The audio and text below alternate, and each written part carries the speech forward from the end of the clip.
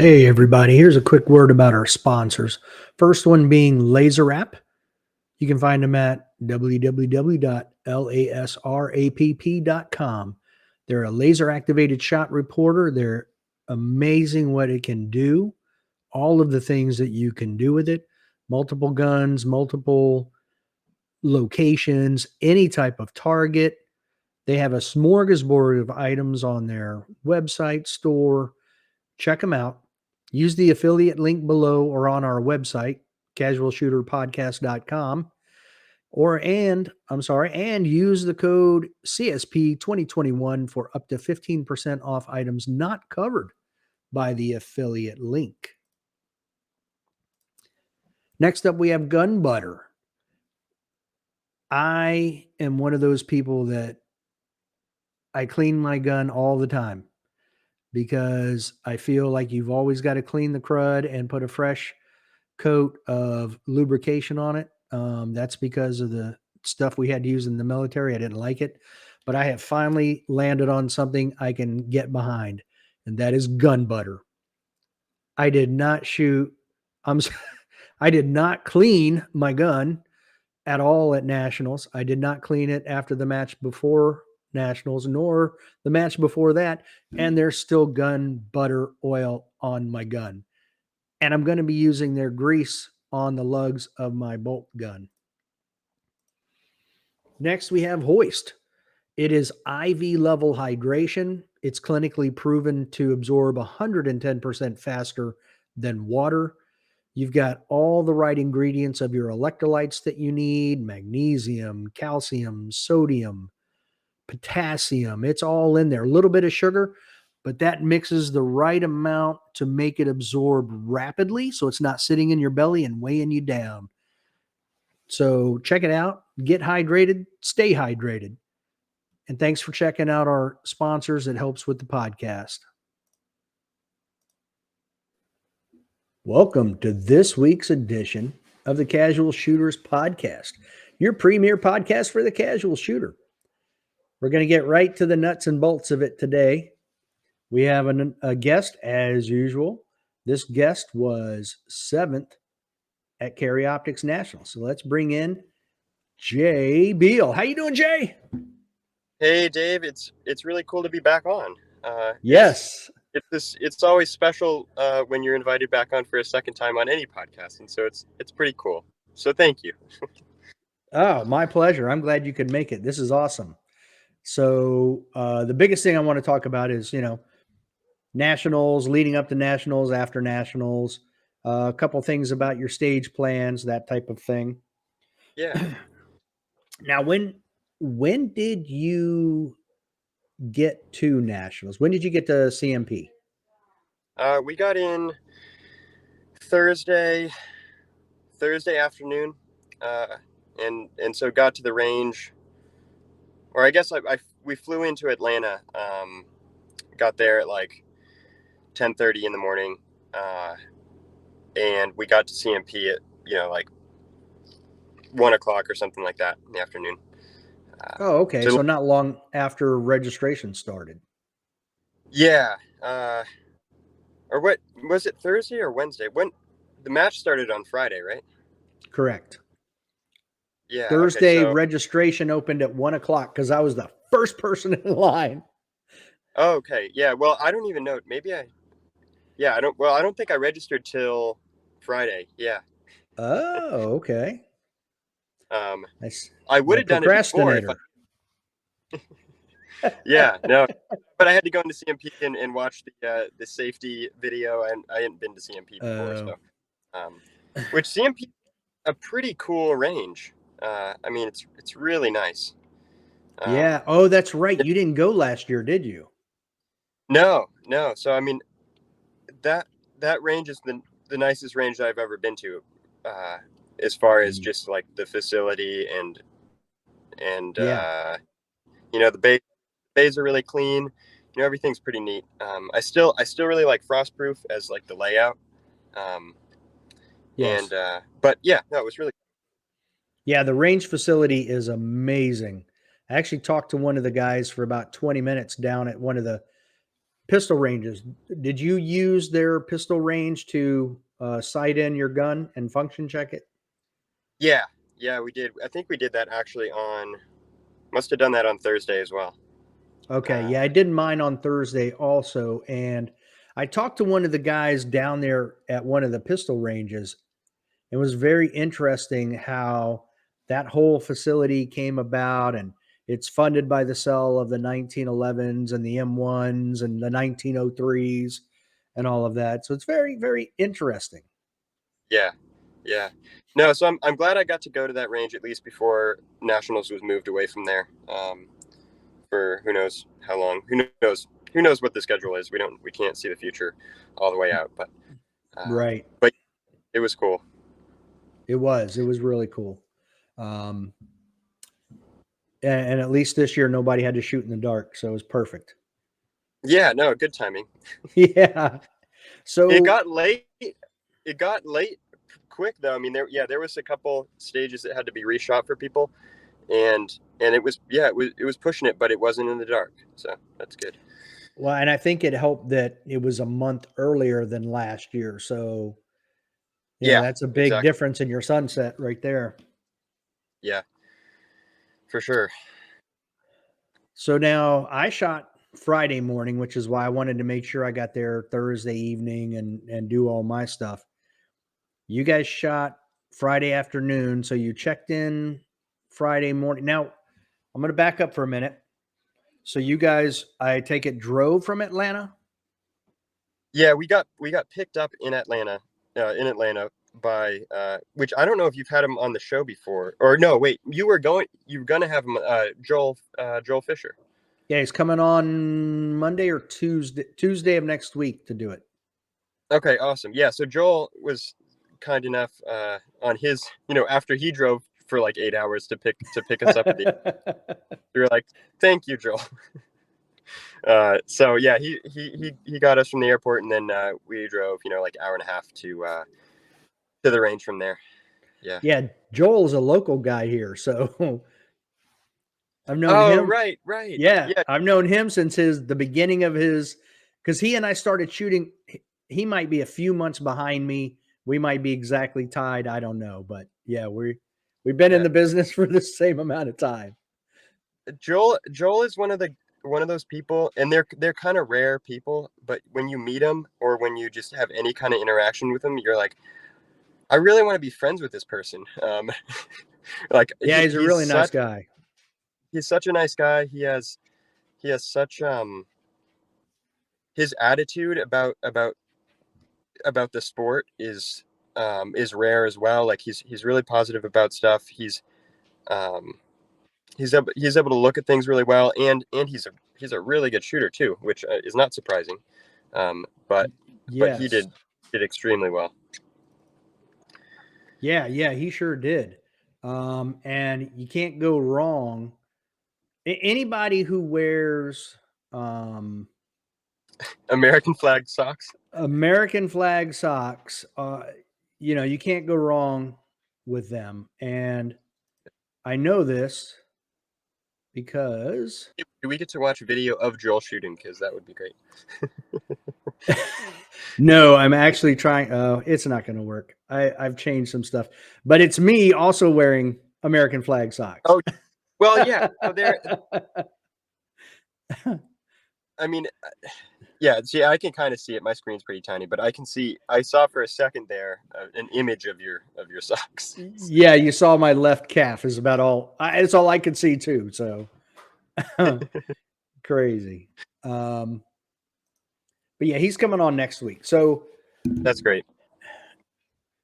now, before I forget, one of the things I've asked people in the past, do you do any dry firing when you're down there?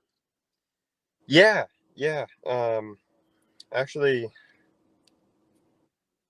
yeah, it's kind of funny because we were staying in an Airbnb with there's four of us in there, and it's like one per every someone takes out their gun and starts like dry firing a little bit, and then everybody's ends up with their guns on and belts on, and and then Well, there's yeah, timers you're going. you're shaming them into it. It it it, it happens pretty quickly, and And yeah, I mean, it's something that we do all the time anyway. So it's just it's part of it. And I like to kind of make sure that, everything made the flight well, and all my gear is set up how it should, be. And, yeah, so dry firing, it's Okay. good. It's funny because I've talked to a few people and they don't do any dry firing in between the shooting days.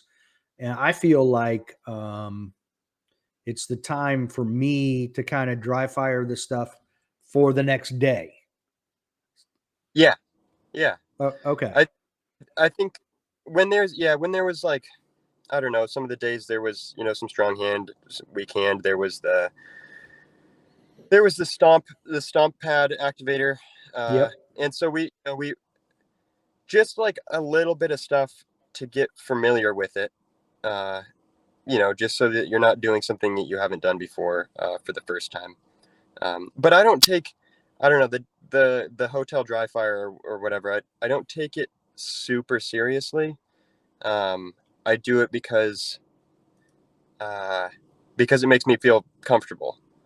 Um, and so I don't do it for very long. It's like 5-10 minutes, of kind of casual. I mean, part of that, you're like talking to other people. And so it's very casual for myself when I do that. And me too. And look, I'm no Jay Beal. Um, but for me, it's just a matter of feeling comfortable for the next day. Like I think I did. So what day was it? Oh, it was going into the last day. So I Yep. was shooting in the morning. So Saturday night, I started on stage one, which is going to be that I believe is going to be the classifier where it's strong hand and weak hand. You start freestyle, then you switch to strong hand, then you reset the string and you go freestyle and then weak hand.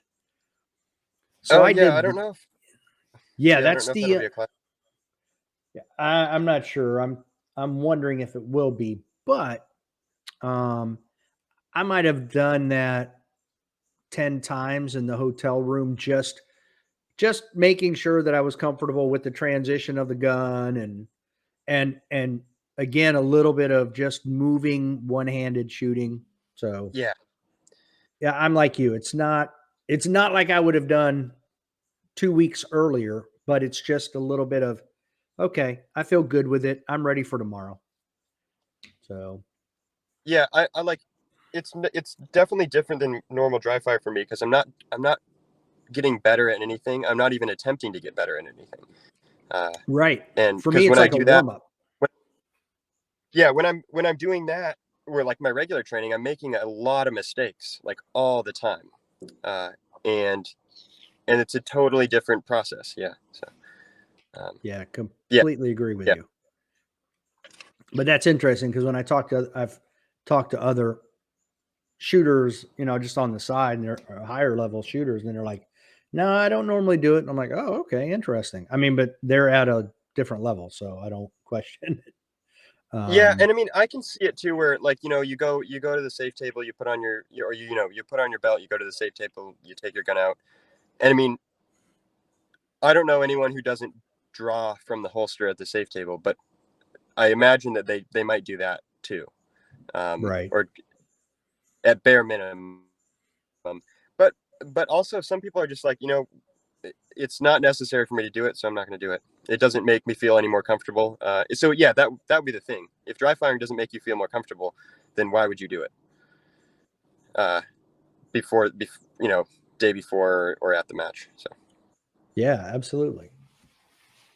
So now you started the same place, not the same stage, but the same zone that I started in.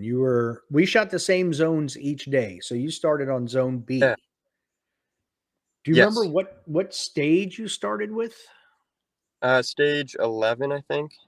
Was that when you Oh, so started? you were way down by the end of it. Yeah, where'd you start? The very first stage, stage 7. Oh, cool. Got it. Yeah. Yeah, so we shot from the very first stage to the last stage of each zone each day. Well, that's logical.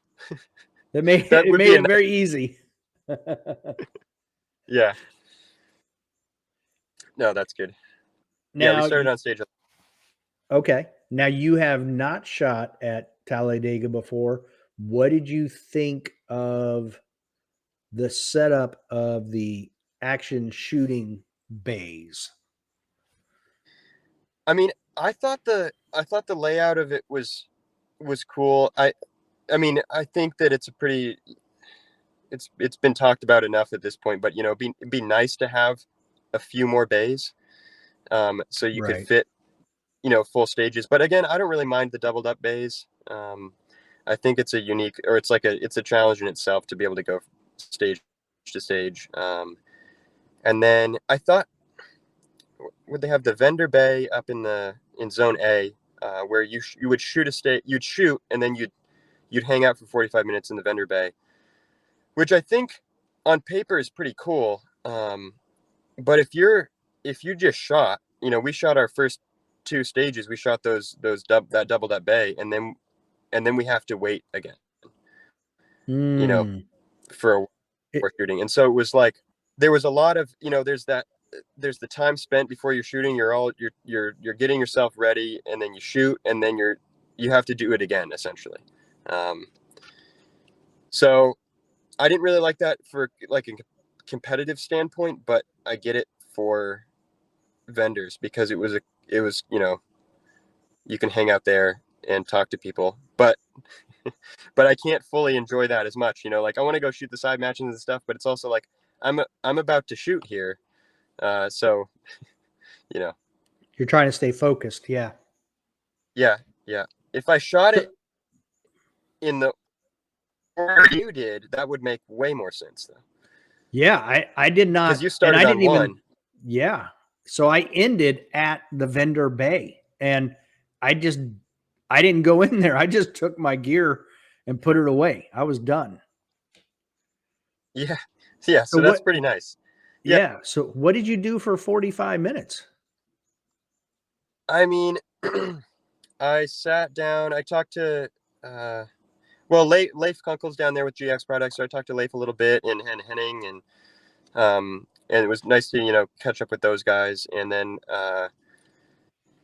shot the bill drill one time or whatever. I wasn't going to do it, but then someone paid for me to do it, so I had to.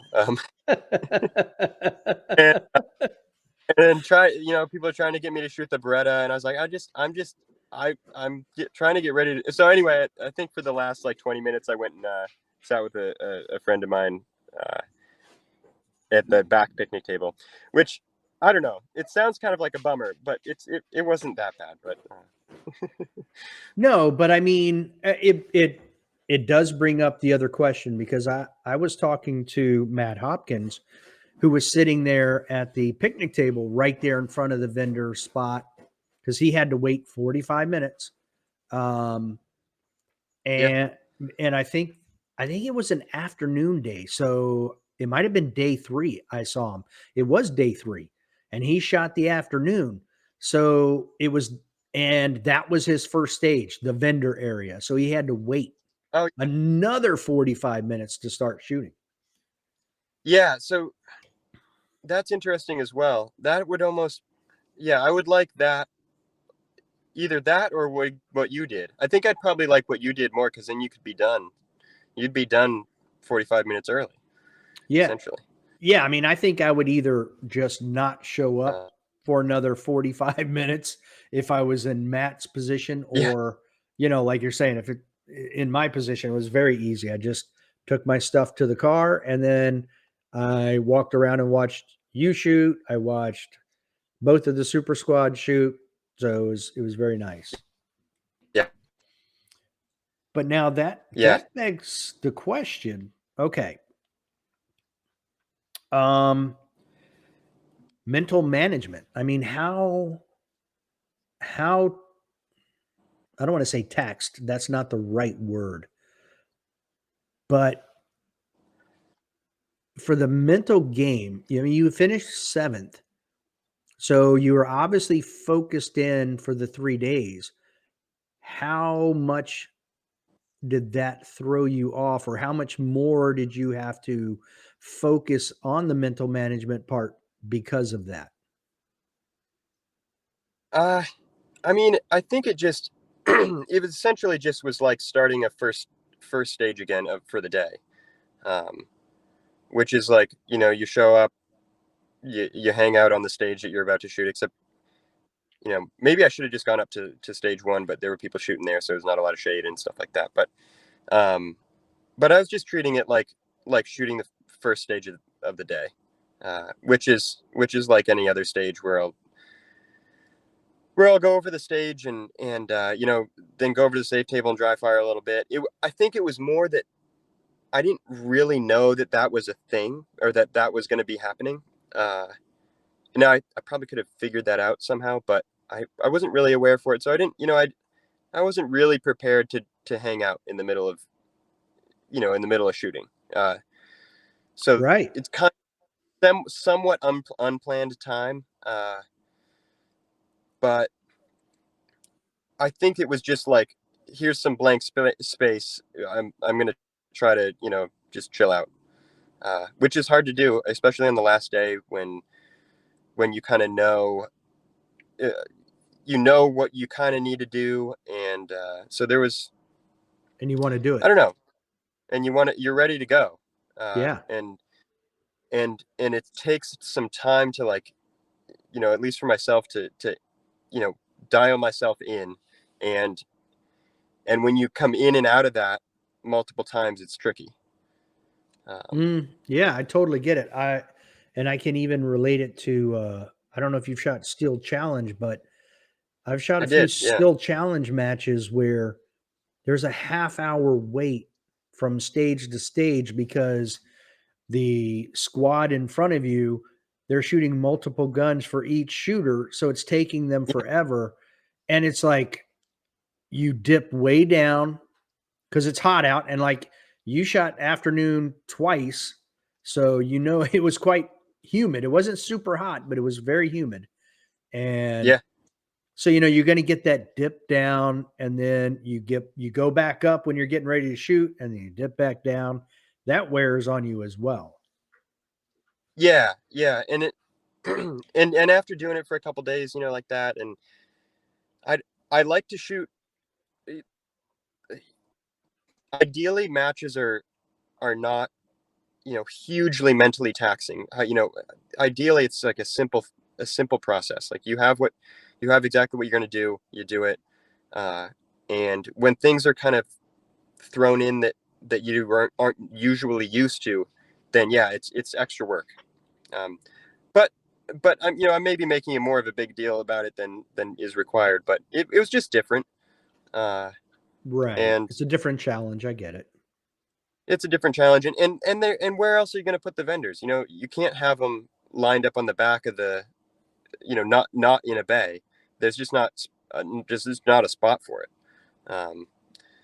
And so I don't know. It's what it is with that layout.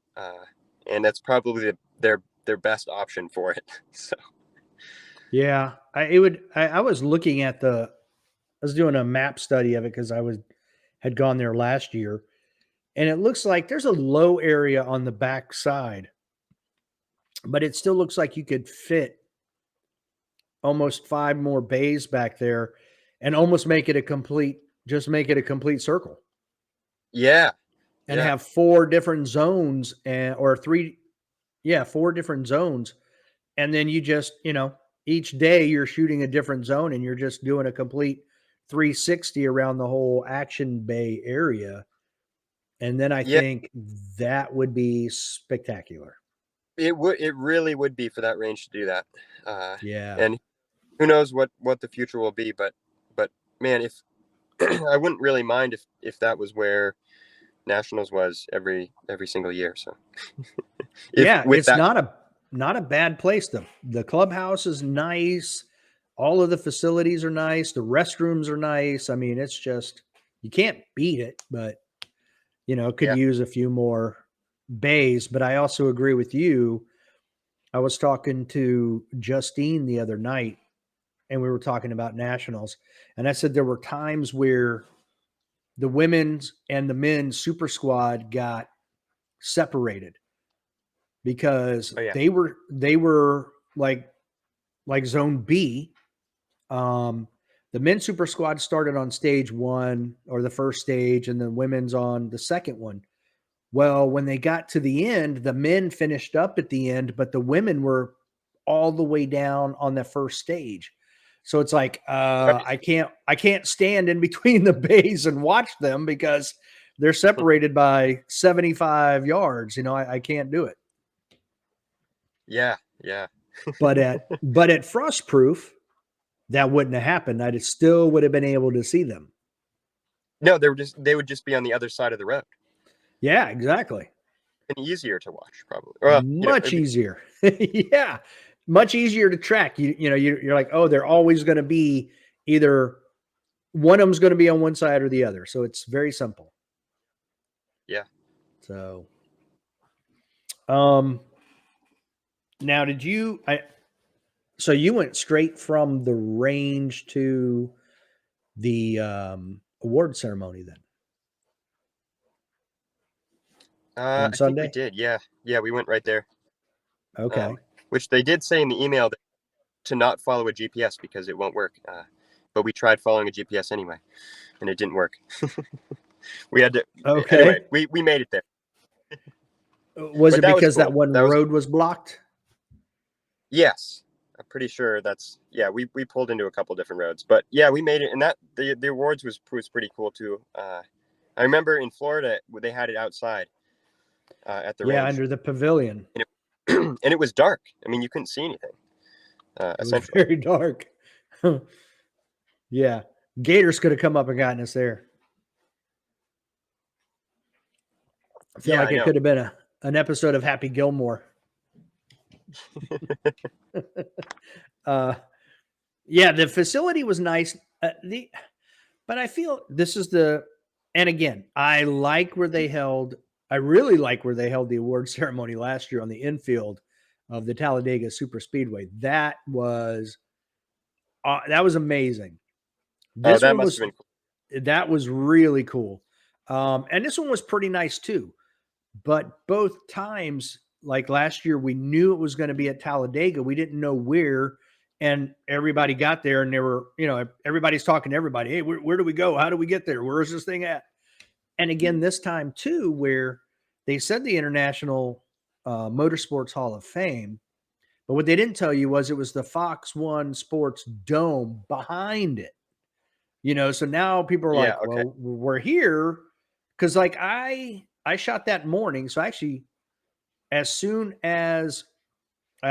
it was is as soon as I finished, I went back to the hotel. I showered up. I put on some clean clothes, my nice bright green jersey. And then I went back to the range to watch all you guys shoot. And as soon as we knew who the winners were and you finished shooting, then I went over to the Hall of Fame. But again, I went up to the door's locked. I'm like, no, I know I'm in the right spot. But then I see people driving other areas and I'm like, wait a minute, where are they going? So I just started driving around and going through gates and stuff. And then I saw all these other cars. I'm like, whoa, okay, I guess this is where I'm supposed to be. So yeah, that the giveaway was like where are all of the cars parked. Exactly. Which was not perfectly visible from the road, but yeah, that's what we ended up with. Well, and the gate we were supposed to be using was locked. So because when I went in, somebody said something, they're like, hey, so-and-so, the gate's locked out there. And he's like, oh, I'll go take care of it. So, but I feel like if there's one thing that needed to be, if there's an improvement that could be made, it's probably be more specific as to the Fox One Sports Dome, adjacent to, but behind the actual Hall of Fame building. Right. But, like, minor things. Yeah. So I take it you guys took off then Monday morning. Yeah, Monday morning we left pretty early, back to Atlanta, and then Okay. back. I And think, yeah, I got back home in the evening, and Monday evening. left Joel to drive another 8 hours. Yeah, Joel can so much stress. Now, how did you meet Joel? I don't actually know. I think he sent me a message one time. Uh, it was like 2 years ago. Yeah, it must have been after 2020 nationals or something like that. And then uh, we got we ended up talking. I think we're doing lots of voice messages back and forth, and Joel is so uh, I don't know. We've had some really good conversations just about shooting. And then also when I was building my house too, he does drywall, um, and I was asking him questions about stuff building my house. And anyway, Okay. yeah, I don't remember exactly. Maybe he'll remember. Um, but I have to put that as far question down. but I always remember like sending him messages just all the time. Him and there's a few other people that I talk to constantly. And I was Uh, actually staying in the Airbnb with most of those people, so it was great. oh, awesome. Well, I find it funny because funny as in ironic. Um, Alanis Morissette, where Matthew Nash. Oh my gosh, my dogs are driving me crazy. Matthew Nash lives here too in the same area, but yet he was at Mason Lane's wedding. And I'm like, what is it with everybody from this area befriending everybody in the upper northeast? And I mean the upper northeast, you know? Yeah. Yeah, like you're literally Well, it's running just out of country. They're so far north. we just don't have. There's just not that many people up here, and there's everybody else is down where you guys are. So Clearly, all the fun people are in Virginia. That's what it comes down I'm to. certain. That's wild. I find it I find it intriguing, you know. It's like this is actually pretty cool that even I interviewed Rachel Harper and she was even saying, "Yeah, we wanted to Yeah, shoot with Joel again." And I was like, "What?" yeah. I Uh, know. I didn't know they had knew each other, and I knew that Joel knew like the Dupuis brothers, like Blaine and Bryce, but right. I I don't know. Everybody. It's That's the cool thing about this. Everybody essentially knows everybody or knows of everybody, um, and then you Yeah. just on certain rare occasions for myself, but get to shoot with them. So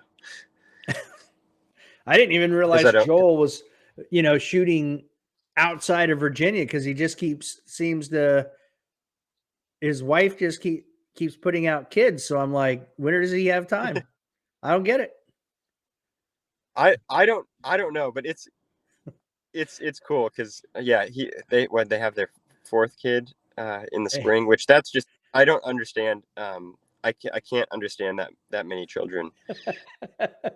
Uh, eh, Yeah, Leo is basically stopped shooting since nationals 2 years ago. He had his second child then, and he hasn't. I don't think he yep. shot match, and he's on maybe a quarter, if that, of the podcast because Yeah. work and his kids take up all his time. So 4 kids. Oh man, crazy. Yeah, it takes I I don't know. I'm feel very lucky to have such an amazing wife. Now, stage this is you had posted stage 19, Yeah, which was a long stage. You had the steel on the right. It looks like you shot it pretty much like 99.100% of everybody else. This is where yeah. okay. Now, this is where I have a question. What made you decide to run up and shoot these? Well, I think it was like I think it was just a risk kind of piece where I was going to stay back until I got to the stage that day, because I was thinking I was going to stay back, and then kind of looking at it again, I didn't see a ton to gain by staying back, and mostly because I mean, like, I think Brantley Merriam won the stage by quite a bit. I think he's the only person who shot it under 20. He was. And then everyone else, I think most people were split on it. You know, some people were running up. I think most people ran up. But just looking at the times of people, you know, up on top of that stage, they were doing both things. You know, taking Brantley's run out of it. The times were pretty similar. You know, 21, 22 seconds, around that. And doing both pieces. And so essentially thinking, you know, I can just do that, and I know I can do it, you know, basically 10 out of 10 times running up, and I might not be able to do that from the back. Now I probably could, but I'm assuming a little bit more risk there. Yeah, I mean, I felt that for me, I felt like I would take too much time over aiming. Whereas if I ran up, I would not be thinking about, oh, I need to over confirm everything. I just need to shoot normal. Yeah, exactly. And so, yeah, you slow the shooting down a whole bunch from the back there. Yeah. And then it's kind of, you know, you risk dropping a lot of points on the moving targets, and the dropouts, you know, whatever. But maybe, you know, from the back, maybe you're a little more careful away from the no shoot, and maybe you pick up a delta or something there. And so I kind of liked running up. Yeah, but it was a good stage because it, you know, it wasn't where everybody ran up, you know, or everybody stayed back. So it was good in the sense that it forced people to kind of actually make a decision. Yeah. I even heard Juanzik was walking this stage on Thursday when I was, and I heard him talking to some people, and they were asking him, "What are you going to do?" And he's like, "Oh, I've got, you know, I'm running up," and I'm like, "All right, if it's good enough, Juanzik, it's good enough for me." Yeah. You know, I mean, I trust that guy back there more than I do myself. So, but for the people that it didn't go and are watching this maybe on YouTube when it hits there, I think it's like 25 yards from right here where you would stand up. Yep, it To is. those It was. targets. Yeah. And then we'll get it up here so they can see what we have. So you've got the two steel that activate the target in the middle, the target on the right, and the target on the left. Yeah, exactly. So the nice thing was the target on the left. I mean, once it just kind of fell out and then it stayed there. That was the easier of the two, but still. Yeah, so And from the then, back, yep. from the back, it'd be more tricky to get multiple like you'd be taking, you know, I don't know, running up, you know, there's less chance of extra shots as well. And I think that's part of the risk from the back, where, you know, your time saving goes away as soon as you take, you know, you know, 4 makeups on stuff to make sure you get everything. So yeah, and I'm this time I'm going to let the targets activate, and then I'll stop it so we can see. So you can see the target on the right, the swinger. There's no risk there of a no shoot. no. You can see almost the entire target in the middle. That bobber, it comes out. There's no risk of a no shoot. But that target on the left, even though it's stationary when it falls out, you do have a no shoot. And, you know, it's not like you're going to be standing in a normal position shooting from the back. What I found interesting with Brantley was the dude didn't even stand up. He stayed crouched and shot it from the back. Yeah, that's how, when we were looking at that, because I was going to shoot it that way until I think I was like 4 shooters out, and I was like, I'll run up. Last minute change. And yeah, so and it was going to be, you shoot that last window on the left, and then just the right knee drops down onto the ground, and then you shoot the rest of the targets from kneeling, essentially. Yeah, I mean, that's exactly how Brantley did it. Which you got to. It'll be cool to hear him talk about that if he gets on this podcast. He's on Monday. Nice. Good. Yeah, so he's definitely coming. And I told him, I said, we are talking stage 19 because you absolutely obliterated that stage. Yes, Nils was second, and it was 2 seconds behind him. So yeah, and so we walked up to that stage when we were looking at those at the end of day 1 for us. We went up to look at those stages, and we walked down, and they were finishing up on that stage, and I didn't see Brantley shoot, but he came over, and I hadn't met him before, but he came over, and we were talking to him about the stage, and he pointed out that the key to that stage was shooting the steel on the right clean, or pretty close to clean. Okay. Because a lot of people were throwing a lot of makeups on that steel on the right, and then there's all your time. And so, well, at least that's what I heard. Anyway, I could have been, but it was like, okay, shoot the right side pretty nice, and then get a lot of points on the back, and then whatever, run up or stay back, who knows, whatever. It's not really too much of a factor. So like, if people felt really confident from the back, which I think Brantley definitely did, then that was the good choice for him. Yeah, he and not trying to get off on a tangent, but it's funny, he ended day 1 winning that stage, and then started day 2 winning his first stage on day 2. Yeah. So it's gonna be an interesting conversation with him. Yeah. So I want to go back to stage 19 then and talk, because you put right in there, the first is at mental management. Now, I have found that if I have a stage plan and I do a last minute change, it usually turns out to be a you-know-what show. So when you're 4 shooters away and you decide to change your plan, what are you doing to make sure that you don't have any hiccups shooting that stage? Yeah, so when, like, wherever the change is,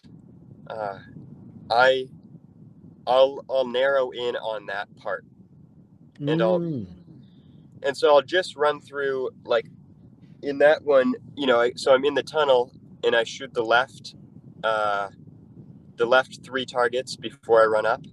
So it's those targets, and then it's grabbing my pouch and doing a reload as I'm running up to the front box. And so that's the piece that I'm really programming, and then I'll do it all together again after that, as I'm getting closer to shooting, to make sure that one's adjusted. Now, this one wasn't too big to change because it wasn't like an actual sequence change.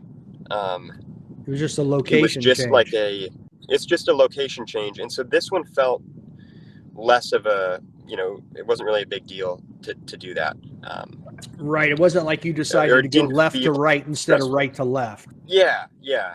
Where, there's like a whole different target order, and you got to memorize, a lot of stuff. So all I had to essentially do was, instead of going onto my knee, it was a grabbing at my second pouch to reload. Are you a new Walther sponsored shooter?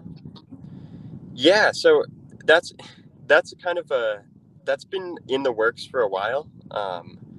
For I don't know how long, but it was, I think, a couple years ago when the PDP, the Walther PDP came out. I think Scott Jedlinski, which I don't know if you know who he is. Yeah. But he shoots. He's on the defense division there, and him and I have known each other for a long time. And he had sent me kind of a message. I don't know if I'm supposed to say this, but anyway, he sent me a message, or he called me, and he was like, "Hey, do you want to shoot this new PDP?"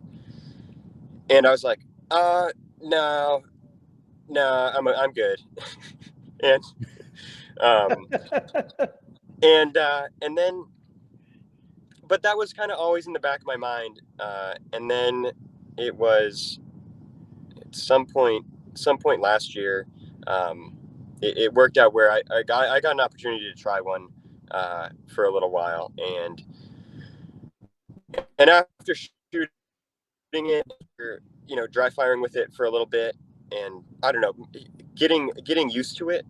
I was like, well, yeah, absolutely. This is going to be it. And so then we went from there, and yeah, it's pretty cool. It's a really exciting kind of opportunity, but also it's a really cool company to be associated with, because they're a smaller company. I don't know. I feel like there's more connection between everybody who works there and everybody who's on the team, and so it's pretty cool. And I'm super happy with the guns too. It seemed to work well for you. I mean, 7th, it's pretty solid. Yeah, it works very well. It's now, all the gun. it looks like you have an SRO on there. Yeah, that was pulled off of my my old guns and put on there. Okay. Now, how long did you have the PDP before nationals? Like, how much time did you have to get familiar with it, put enough rounds through it? Because I know you're a 90 to 95% dry fire guy, but a new gun, I'm sure you still want to see how it reacts to certain things shooting live fire. So how much time did you have to prepare with that gun before nationals? I think I got it in May. So it wasn't not that long. And so like 3.5, 4 months. Is that it? Yeah. Yeah. So not that long. And this was the other thing. I wasn't going to actually, the initial conversation was, like maybe I won't, like, talk to me next year. Cause I don't want to make a change this soon. But anyway, I said I'd try it this year, and I live fired more this year than I think ever have. And part of that was to get kind of acclimated to it. Okay. And that was, yeah. So really, it was. I hadn't spent that much time with the gun. So the gun handling stuff was the biggest change. Shooting it is easier. So that wasn't, too big of a deal. But yeah, you're right. Actually, I hadn't really thought about how much time it was. I thought it was like 6 months, but I think it was less than that. If you got it in May, that wasn't very long. Yeah, so I got it, and I had stuff loaded up that I thought I was going to be using for next year, and so I think I shot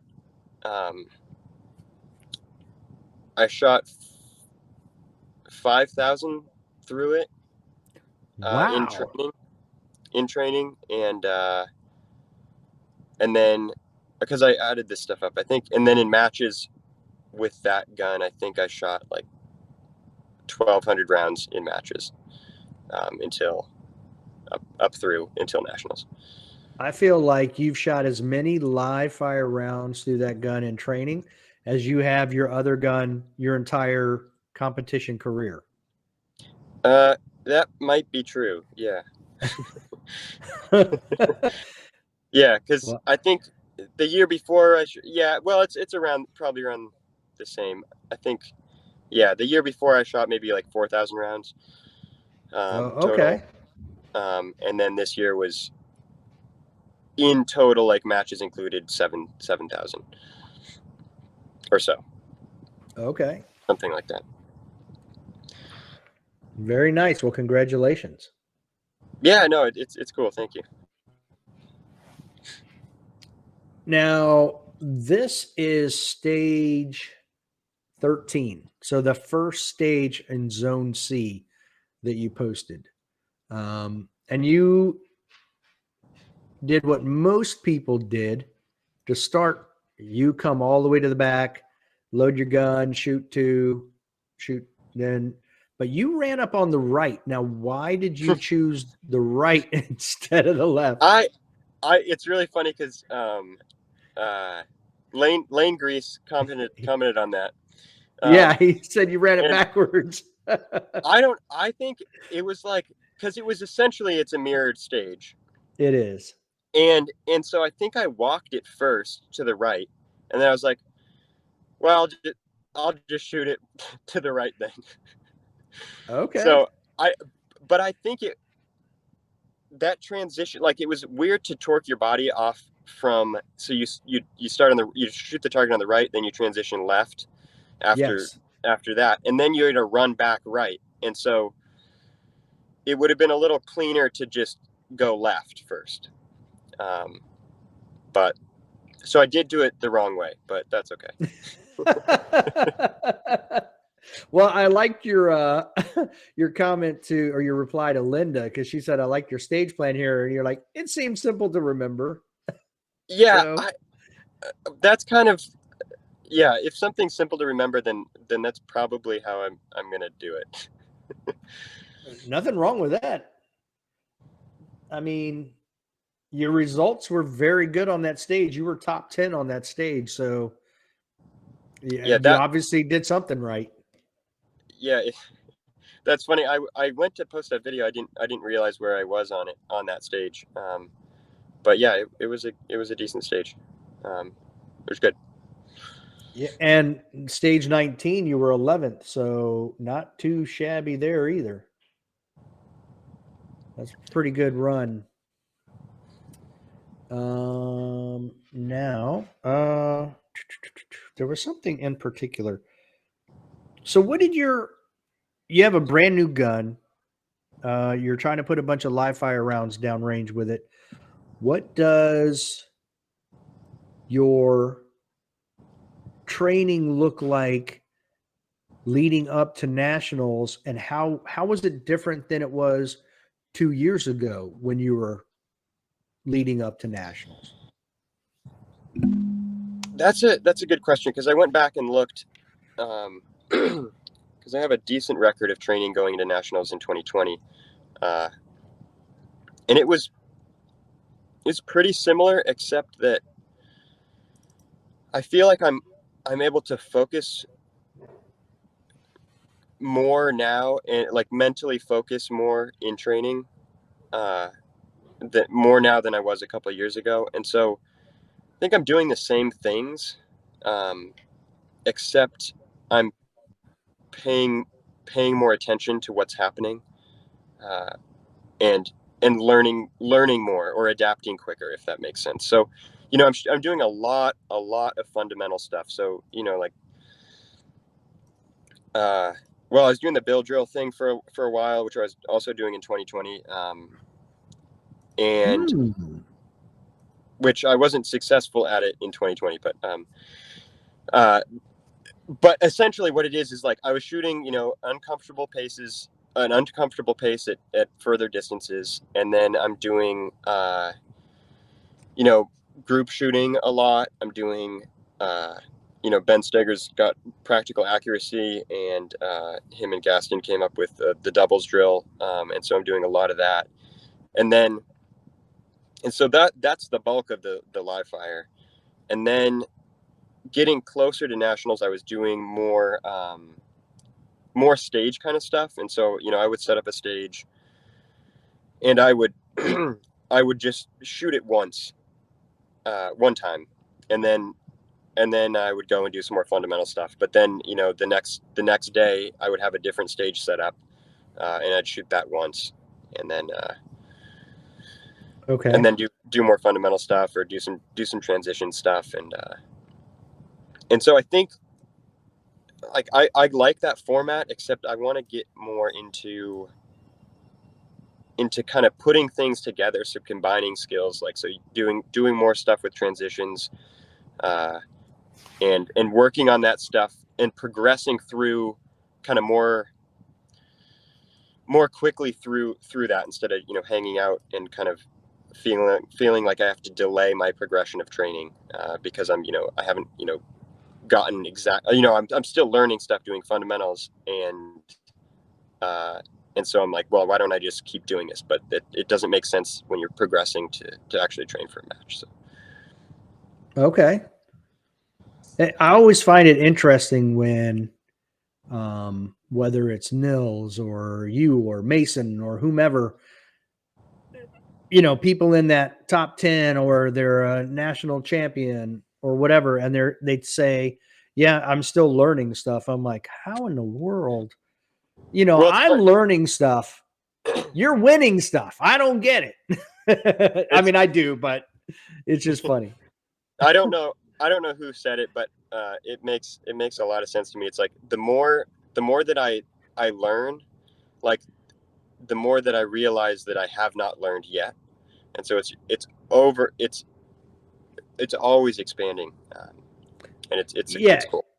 It's like those guys who, play football or they've moved into coaching and they've been coaching for 30 years, but they're still learning things. I totally Yeah, get it. yeah. I don't think you've seen this one, Jay. I have not seen this one. Yeah. We got a surprise video right here. So this is the all steel stage Yeah, and a very nice blue jersey, I must say. that I like that shirt. So how now obviously you just went through you're going through your make ready process right here, but how comfortable were you, like, when you're getting ready for that beat, were you 100% comfortable that you knew exactly what you were going to do and how you were going to do it? Yeah, yeah. We had looked at this stage the day before, and I think grabbed a video of it the day before through on a walkthrough, and so I knew it pretty well.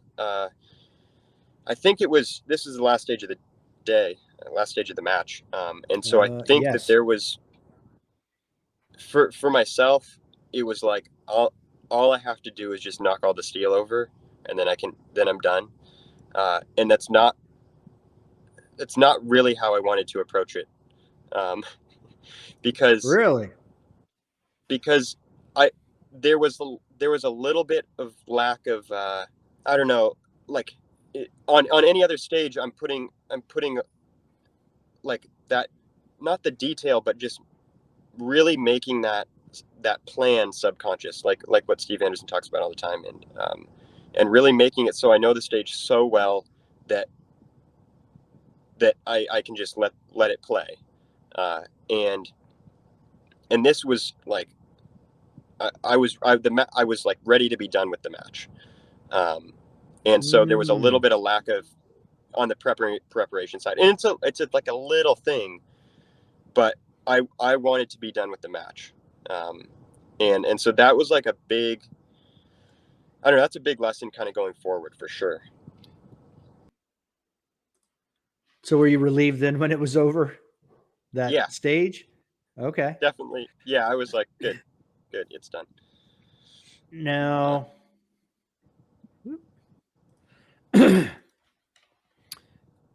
do you think you would have felt the same way had it been on a stage that, say, only had one or two steel and wasn't 24 steel?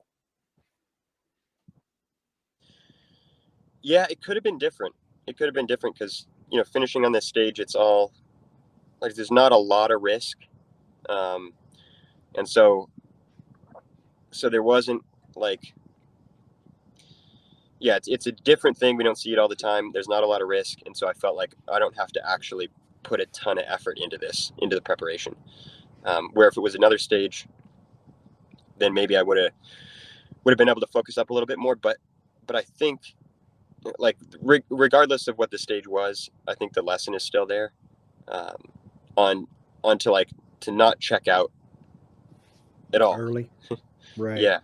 And I mean, it's like that wasn't a bad stage. It was an 80% run or something like that. I don't know exactly, uh, but and I didn't have to do anything crazy on that stage. But I don't know. Yeah, it was an 80% stage. You are correct. So it's like you pick you have like I have maybe have a couple less makeups on steel on this stage, and it puts me a place ahead or something like that. But it's not anything. I can't win the match by shooting this stage, by winning this stage. And so, so I But think, is this one of those stages though that if you check out early, or just aren't focused enough, that maybe you spend too much time making up steel and you can lose positioning? yeah, I mean, that's definitely like a risk of it. And so I think thinking about it more where it's like I actually have to shoot this stage well, um, and I need to do that. That's going to happen through preparation, where it's like, more precise spots in my visualization that I'm going to see on each steel, um, and be more focused with that part, and get a lot of reps in of that before I shoot. Like that would be really good. And so that's absolutely what I'm going to be doing in the future, especially like coming down on the last few stages of a match. Okay.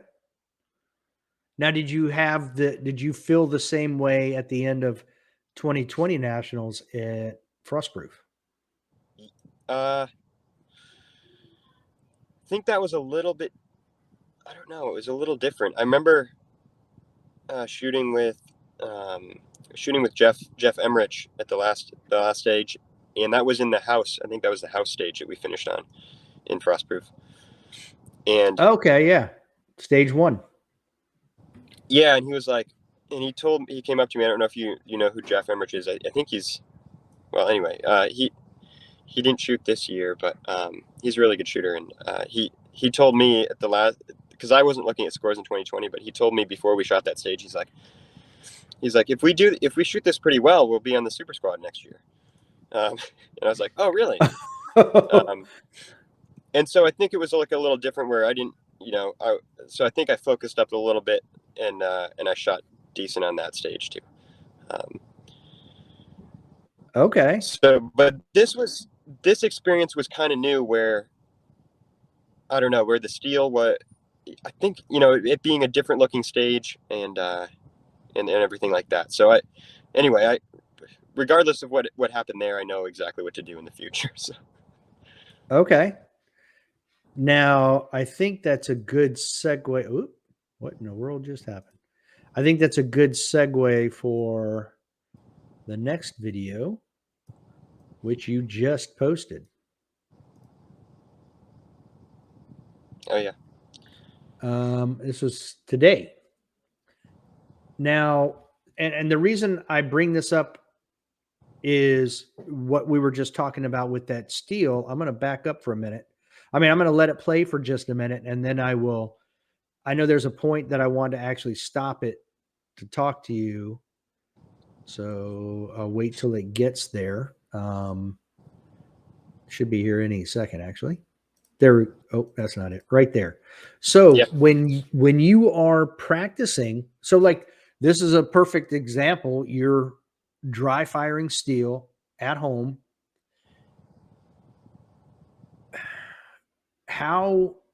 Where are you looking in the dead center of that fattest spot on the steel every time? Yeah, I should be.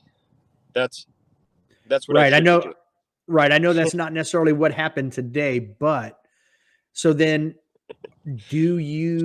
how do you, I don't even know if I know how I want to phrase the question, but obviously I feel like the biggest thing people do wrong with the steel is one of two things. You either pull away too fast, which I found I was doing almost 50% of the time at nationals, or they tend to anticipate when their dot's going to be in the center of the steel, and then they're basically jerking the trigger, if you want to call it that. They're moving their sights. Now, how do you do anything specific to make sure, one, you're not pulling off, and two, you're not, you're not manipulating the sights off of the target? Yeah, and that's just done in the the mental rehearsal of it. So in the visualization, like at a match and in training, it'll be like if I'm going through in this drill in particular, and I'm trying to go fast, and I'm making mistakes, and it's really easy to not pick that spot, like find it with my eyes in the center of the calibration area. And so if I don't do that, then what'll happen is that I'll see the dot and I'll shoot somewhere on the steel. As I see the dot on the steel somewhere, I'll shoot.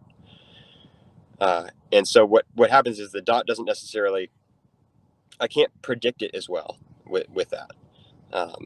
Right. And that was kind of, and I think that starts with the visual piece where it's like, what am I actually programming that I'll do?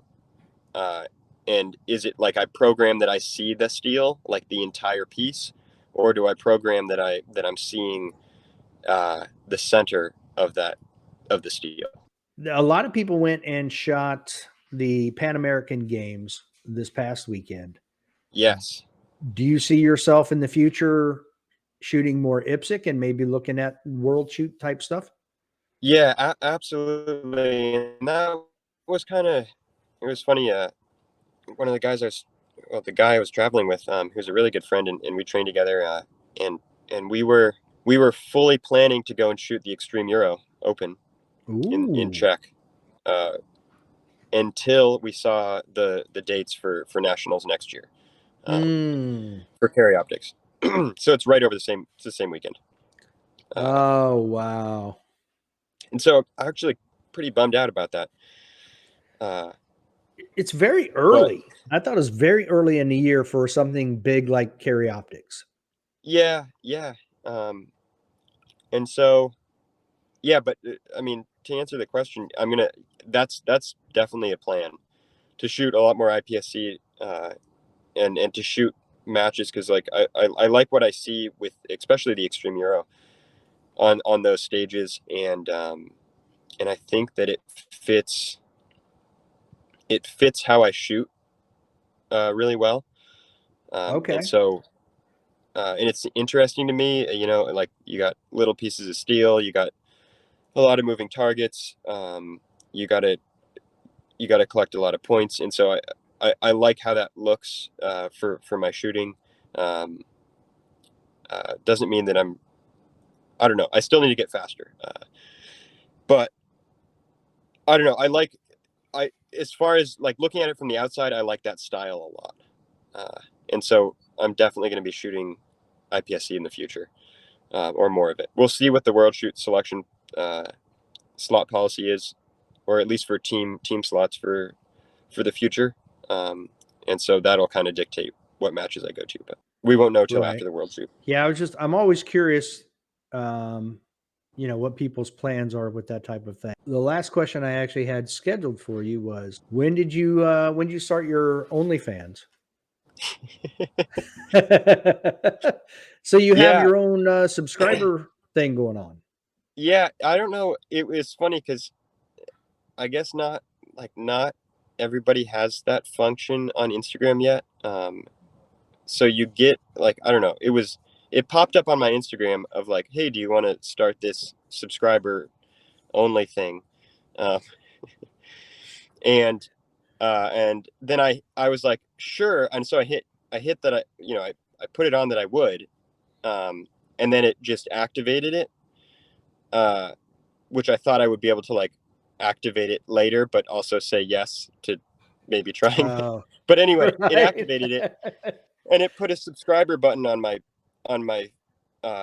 profile, and then I was like, well, I guess I ought to just start it, because I take video of everything anyway. Um, Okay. and so it's like all the stuff that's just like too long to put on Instagram, and it's kind of, I don't know, it's kind of a way to, I don't know, just share more information with people that like, I'm not sharing it with everybody. It's people that like have signed up, and they're interested in it. And so it's just about, it's like my train. It's what I do in training. It's longer form stuff of what I do in training. Uh, it's, it's my thoughts, because you can do stories on there as well. And so like during the week, I'll have random thoughts about shooting and training. And so that'll go up on those stories. Um, and it can help me pay for some stuff too. So it's good. Yeah, But nothing wrong it with was that. random how it happened. Yeah. How it just was like, do you want to do this? Sure. And then, oops, well, I guess I actually have to do this. Didn't think it was going to happen. It immediately changed it. So it's funny. Wow. Okay. Yeah, I saw that. I was like, oh, I'm gonna have to ask him about his OnlyFans. Yeah. Yeah, uh, exactly. that's hysterical. We could Now, make lots of jokes about oh what my content's gosh, going there. yeah, that would be very easy to make all kinds of jokes about that. So, all right, I'm Yes. gonna. People have that. Now, I do have a question because you were what I added on. I was writing down was I did want to ask you about the bill drill. You seem when you posted that online, you said you've been working at it for a while. Yeah. And you said you're much better at it this year than you were 2 years ago, which I get that progression. Yes. But why that drill and why double the distance? Yeah. So I saw, I don't know if you know who Elias Frangulis is. You probably do. Mm-hmm. All, but Elias did a video for, I think it was the Firearms Nation podcast, did a like a shooters summit kind of thing, and they had, I think Arik Levy on that podcast had guys come on and like post drills, and you had to pay like $20 to get the video for these drills. And anyway, Elias posted like a bill drill, but the point of it was that you shoot a bill drill at 7 yards in 2 seconds, and you just keep the time. The time limit is 2 seconds, and you have to shoot all alpha. And then so he went back to 10 yards, and then he went back to 15 yards, and then he went back to 20 yards, and he was essentially, pretty much shooting all alpha. I think he dropped a Charlie at 20, but he was getting the time. And he said it was just like a good way to force yourself as like essentially it was like a sight. It was an observational drill, where you just pay attention to what the sights are doing, and what your grip is doing, and what you kind of what you need to do to shoot quickly and accurately. And so I was like, well, that sounds pretty good. And that's when I started. I think that was like 2019. Uh, and so I've been working on it since then, at 20 yards, or I've gone closer and further back and stuff like that. So anyway, I finally got it this year. The week before nationals or something like that, I went and tried it, and I got it, which I'm super happy about. Which it doesn't sound Okay. like the video, but Well, I mean, it came across. I was like, wow, okay. And he's been working at it for a long time. I'm sure he's super, super stoked about it. I get that. yeah, it was one of Now, those little goal things that I set for myself, and I haven't been working on it constantly for the past 3 years, because I could have spent like a lot of rounds and tried to get it earlier on, but it was something that I would visit, and shoot a couple of attempts at, throughout you know throughout a week of training. okay. Now, that surprises me then that you didn't want to do the bill drill side match. Well, so a bill drill at 7 yards and bill drill at 20 yards is, uh, they're, I don't know if they're different, but they they're kind of different. And so I don't know. I think I mostly didn't want to do it because it was like in the middle of shooting a match, Okay. and, this was a side match, and so uh, I don't know. It was, I wasn't fully committed doing it. But also, I don't know. I think what did I shoot it in? I think I had like a one. You want me to tell you? Yeah. 156. Okay, yeah. With a really close Charlie. It was really close. Um, but I didn't, we should have had the target pulled, called the range master. No, just kidding. It was out, but it was a close Charlie. Okay.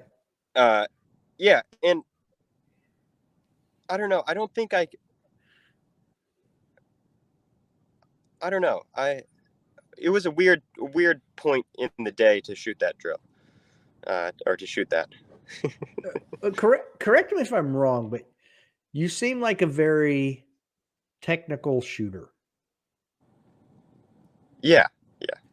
I don't see you as I feel like this side match was really I hate to use this analogy, but I will, is a Vietnamese or a Vietnam era analogy, but a spray and pray. I mean, look, the guys who did really well, they knew what they were doing, but you know what I mean? It's just like, who cares? As fast as you can do it, get the shots in the middle of the A zone. I totally get it. And Isaac crushed it. But of Oh course yeah. he spent like $400 to $500 I of mean, his it was own worth money it. to get there. It was way worth it. Are So you kidding? The payoff oh yeah. was amazing. So yeah, Yeah. good for, and he, oh my gosh. But that's why I didn't do it, because I wasn't gonna get down that low. I might, be in the upper 180s. I mean, upper 190s if I, do it well. But I don't see you as that type of a shooter. I see you as a very consistent technical shooter. Good reload, obviously very spicy reloads, but just not that No, that type of a shooter. I know exactly. Yeah, no, you're exactly right.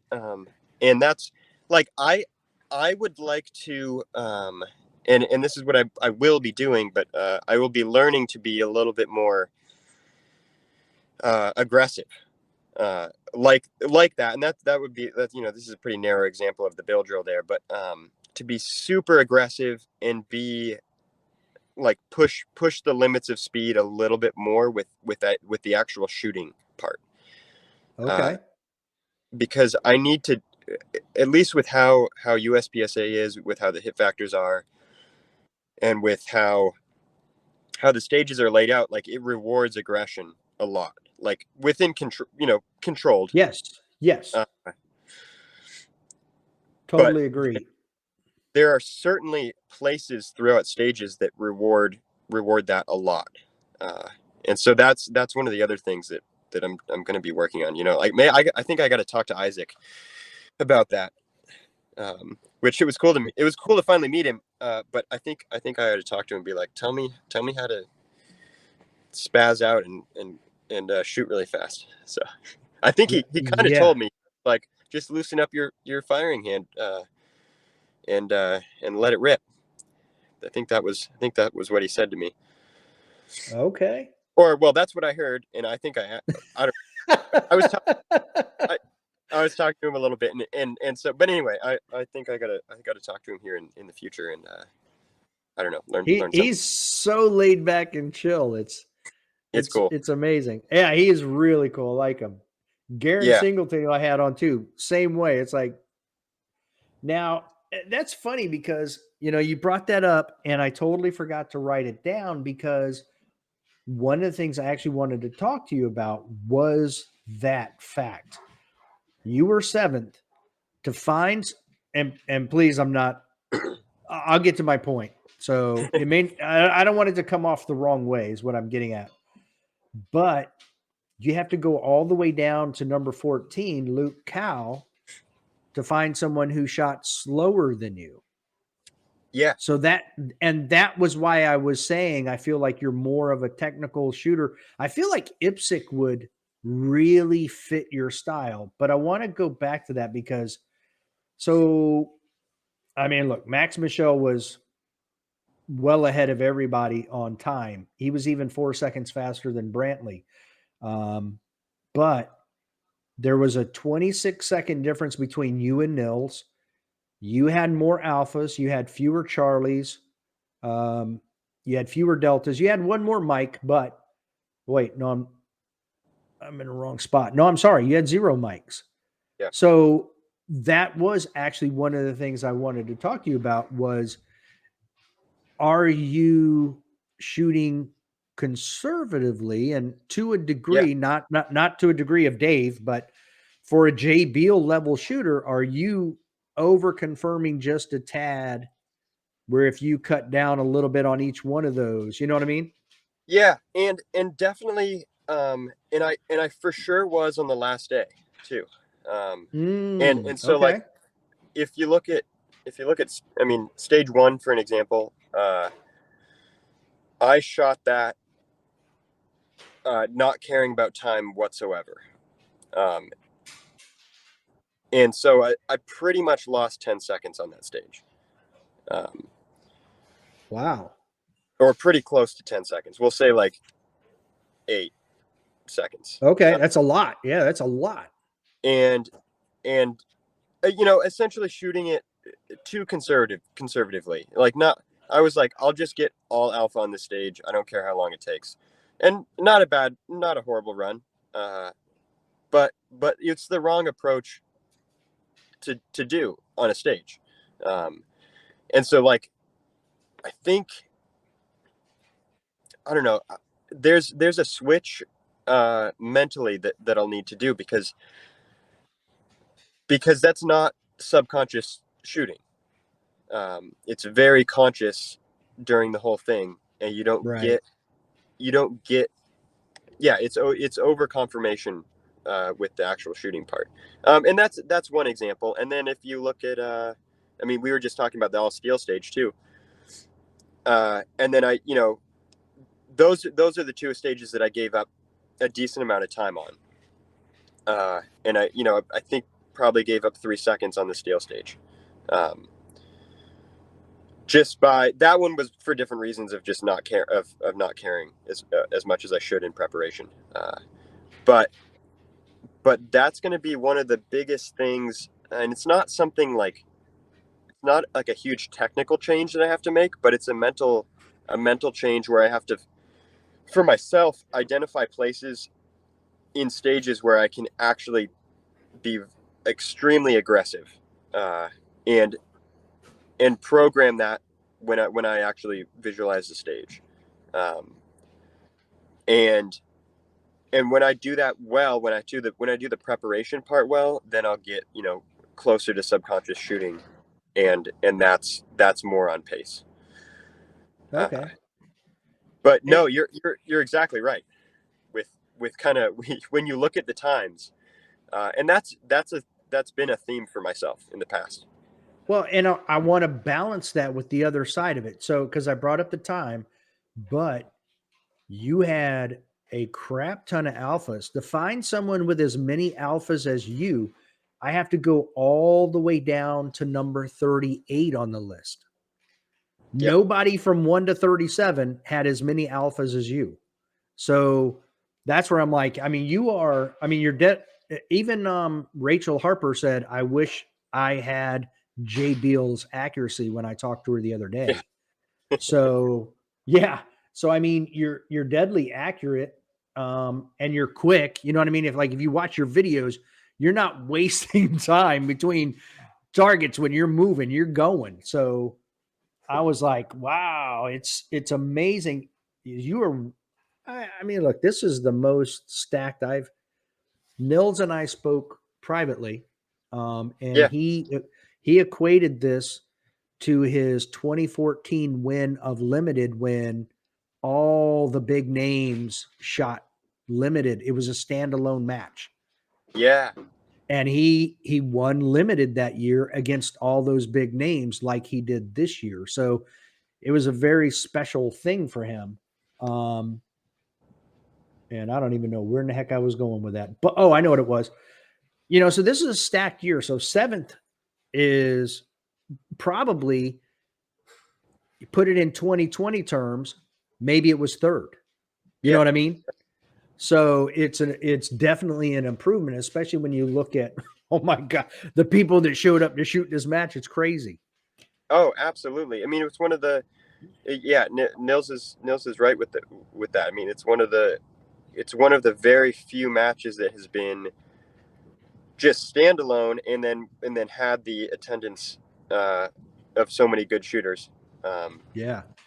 And so it's really cool, and I'm really glad I went to this one for sure. And I think, well, I forgot where I was going with that too, but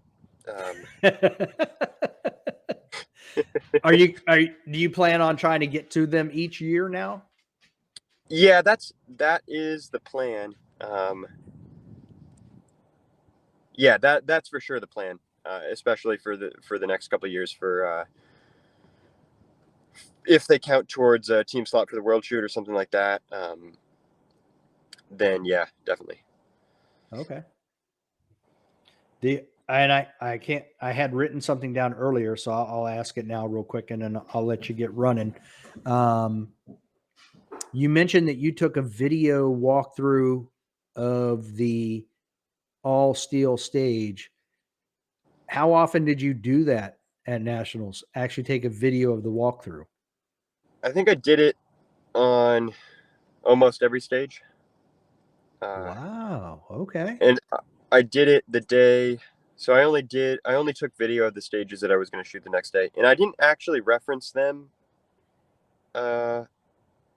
Maybe I did, like, on a couple of them, but they're to have, because at least for this is how I think about it. I look at the stages that I'm shooting the next day, and then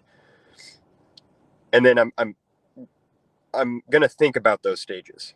I'm not necessarily going to do, like, perfect visualizations of how I'm going to shoot them, but I'm going to think about them. And Okay. if I have a question on it of where a target is, or if that's like a hardcover partial target, or is it a no shoot partial or something like that, then I want to know. And so then I Gotcha. have the video to know it. So the videos I took aren't they're not always perfect you know representations of my stage plan, but they They're are a view of the stage. Gotcha. So you can see it's just basically a video of all the targets and what they look like. Yeah, yeah. It's just here are the targets. Here's the start position, um, and then I can just you know reference it if needed, which I think I did like 2 times. Okay. Uh, That's a good idea. I think it was not my idea originally. I don't know who I saw doing that or heard, but anyway, Yeah, I I think think everybody uses everybody else's idea. So I'm pretty sure. But yeah, it's like a comfort thing. It's a comfort thing on, I can feel comfortable here because I know the stage. okay. What was your favorite stage? That's it. That's a good one. I think probably either stage 10 or stage 19. 10 was Which that one? like finger stage that had the far shooting. Had The it it, it was the zone we started on. Um, Right. I think. Yeah. So it was right before we shot that stage last on the first day. It was, you started in the middle, and you had either you could go all the way to the right or all the way to the left. There was like 3 big poppers right next to each other on the right side. Um, You could go all the way right or all the way left. yeah, most of the paper targets were like 18 to 25 yards away. So that one, or stage 19, was cool, just because of, like, anything with a tunnel is going to be cool.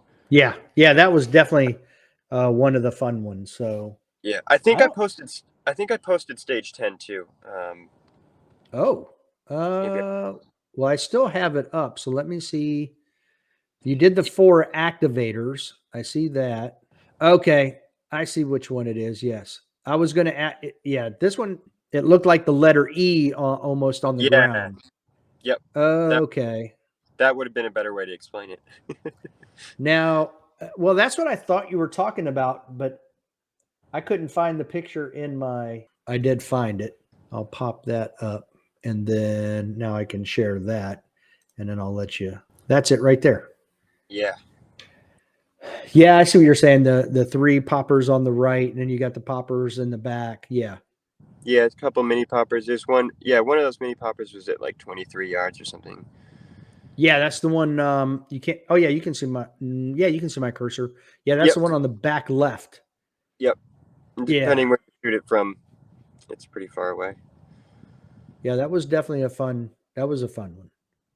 Yeah, and I think I like that one because the shooting's like the shooting part is difficult, and I like that.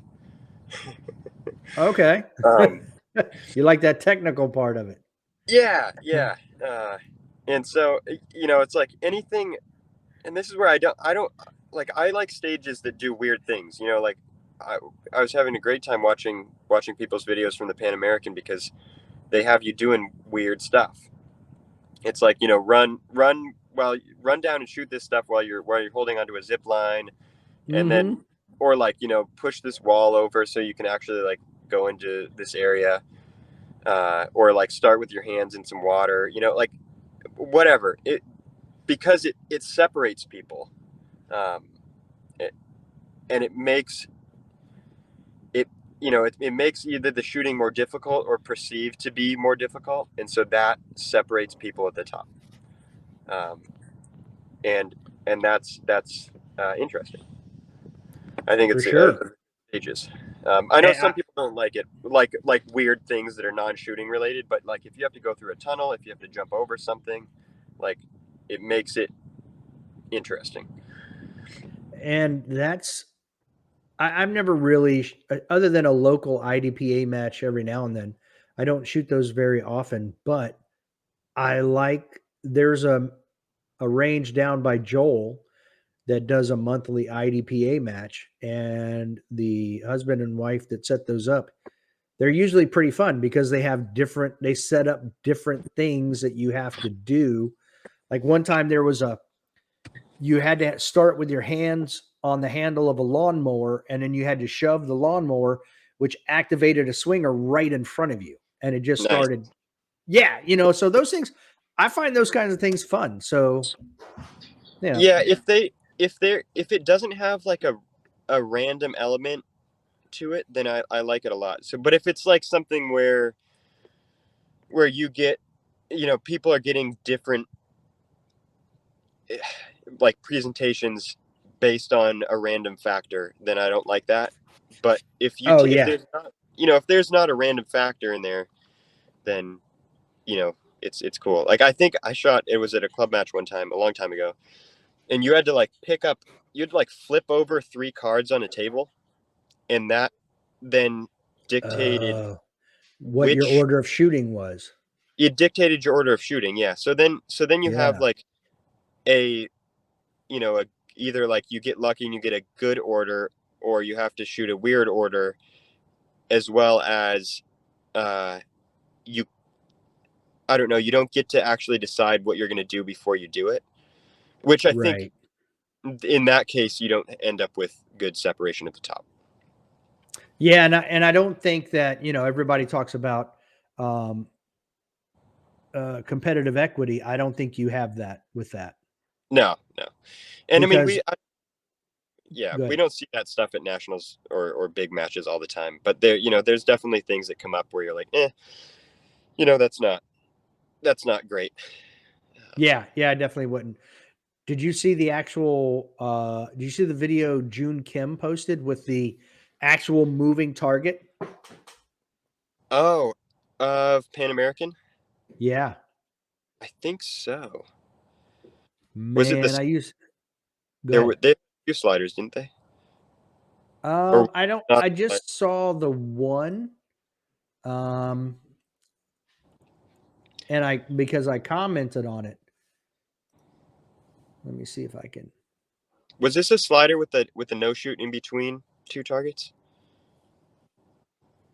I'm trying to get the video to where it'll be. He's got to knock the wall down. Yep, I think I watched this Uh, today too. Yeah.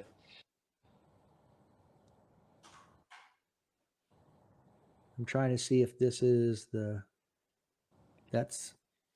here's stage. Oh, hold on. Let me just share the screen. This is ridiculous. Let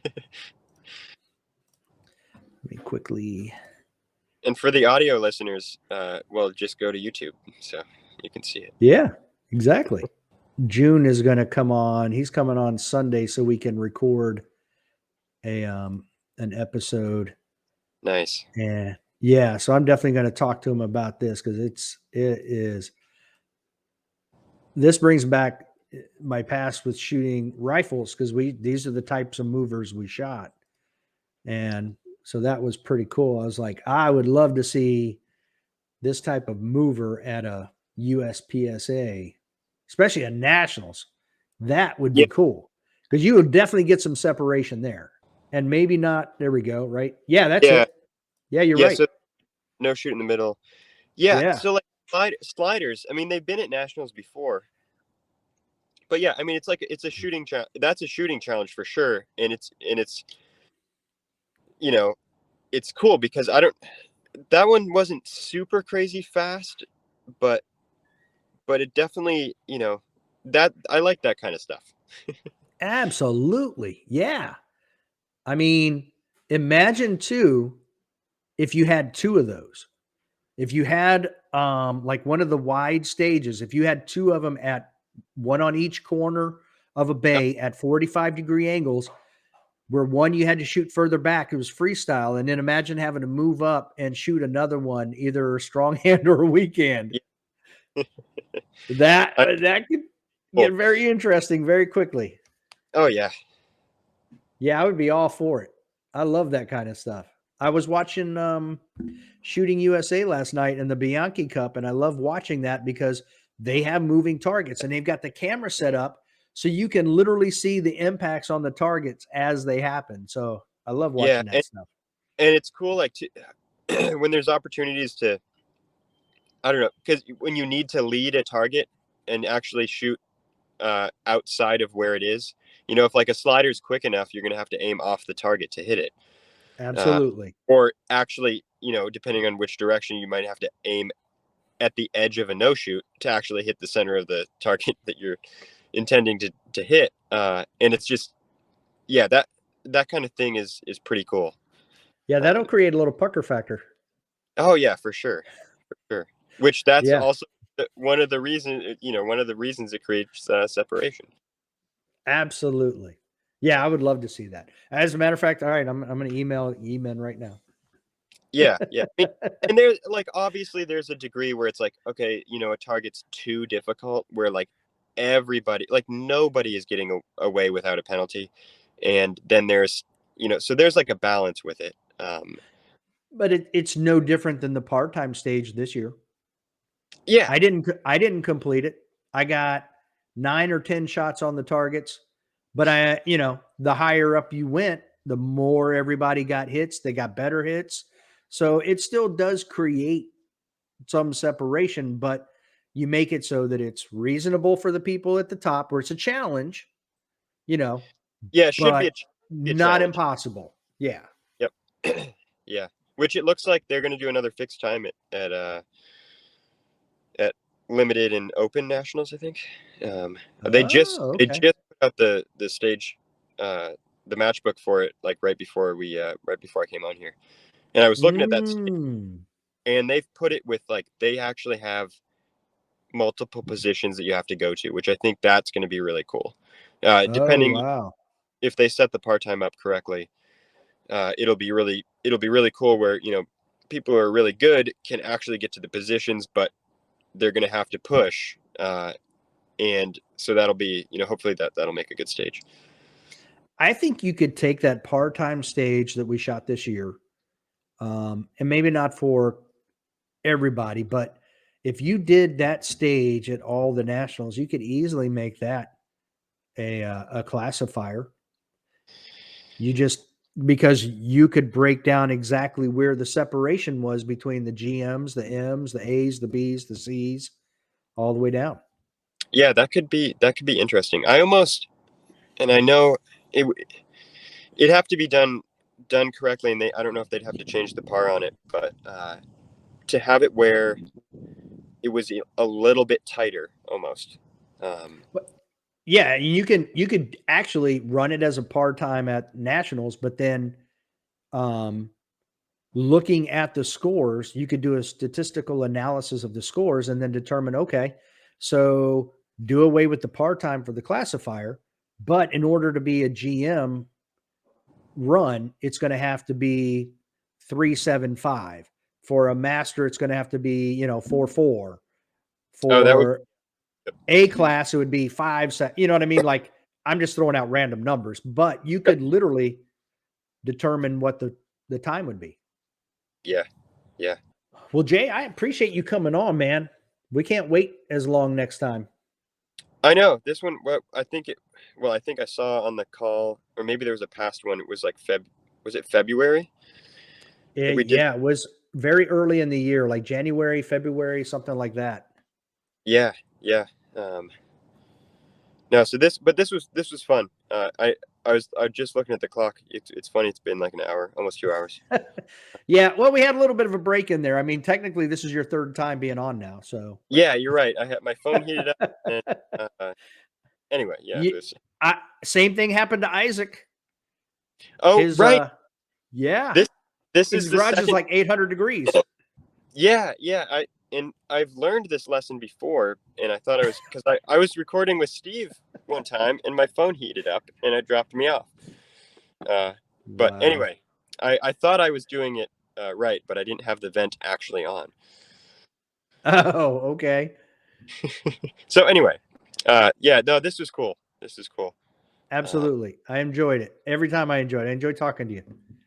Yeah, Dave, and it was awesome to meet you too. And well, we should just save this for off-air stuff. But so anyway, thank you.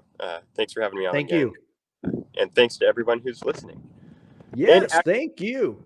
And everyone should be super excited to hear everyone else on the podcast that you mentioned too, like Joel Fisher and Brantley and June and June and everybody. So you continue to do a great job with this, so it's awesome.